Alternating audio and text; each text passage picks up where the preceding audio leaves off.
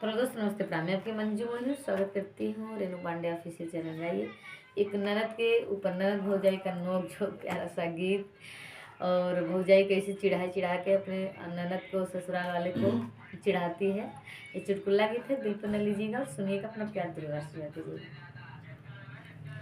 बोलाऊ गह की मोरे ननदी भी कही है, बोलाऊ गह की मोरे ननदी भी कही है,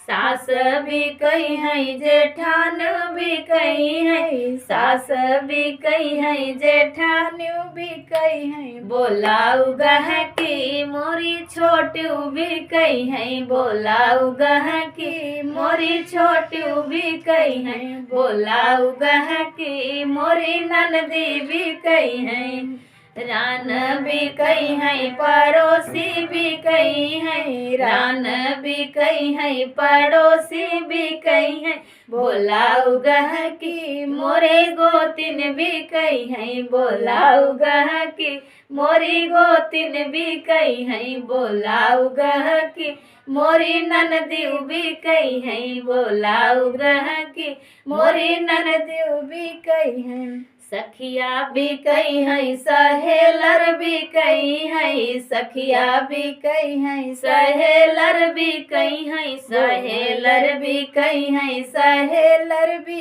कही है, बोलाऊ गह की मोरी सौतन भी कही है, बोलाऊ गह की मोरी सौतन भी कही है, बोलाऊ गह की मोरी सौतन भी कही है, बोलाऊ गह की मोरी ननदी भी कही है, बोलाऊ गह की मोरी ननदी भी कही है। एक गीत कैसा लगा जरूर बताइएगा।